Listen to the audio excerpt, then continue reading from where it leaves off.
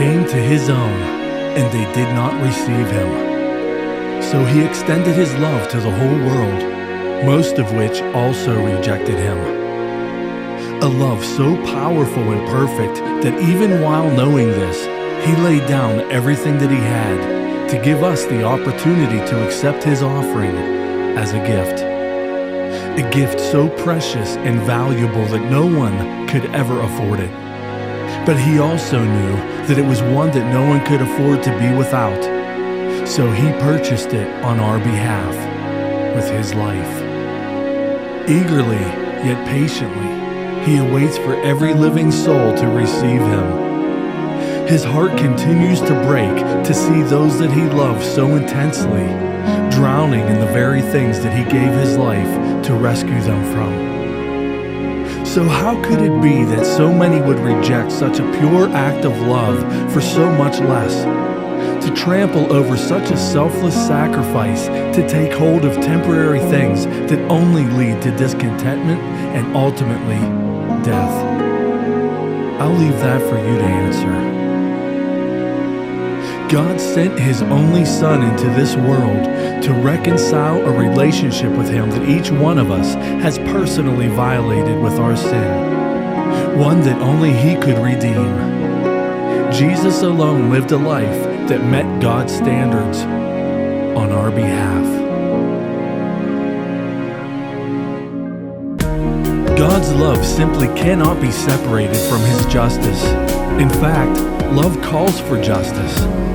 God gave us his word, the Bible, in order to relay his intense love for each of us. That love is demonstrated as justice to both those who reject him and those who accept his Son's gift.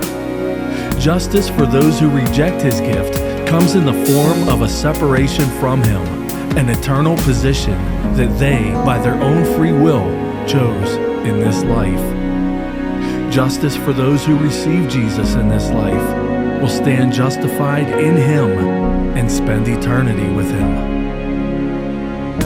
At this very moment, we stand on the brink of eternity. We truly always have, because none of us knows when we will take our last breath. But I believe that based on the signs that God has provided in his word, we stand at a doorway that only he can open. I can see the doorknob turning, and it's only a brief moment before that door opens. He has always warned those who could hear his voice through relationship with him when judgment was coming.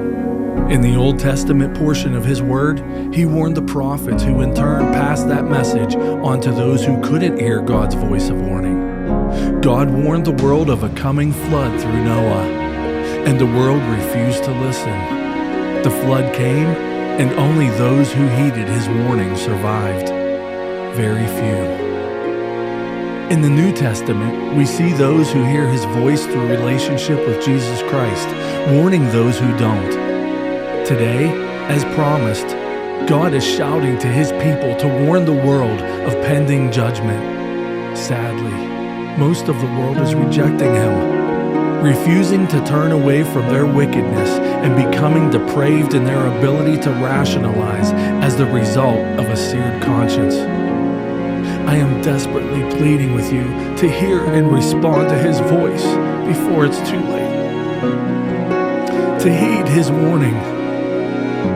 The only thing preventing a flood of wrath like the world has never seen is his patience and the fact that he doesn't want you to spend an eternity without him. My friend, the time is now. The door is about to open. Please don't delay. I truly believe that this is the last call this side of wrath being poured out on all who reject his gift. You've heard it said that when one door closes, another one opens. In this instance, one door opens and another closes. The door to his judgment and wrath opens, and literal hell will be released on this earth. After this period of time, known as the tribulation, a door will close permanently.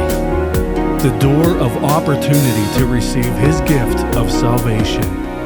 Your chance to say yes to Jesus.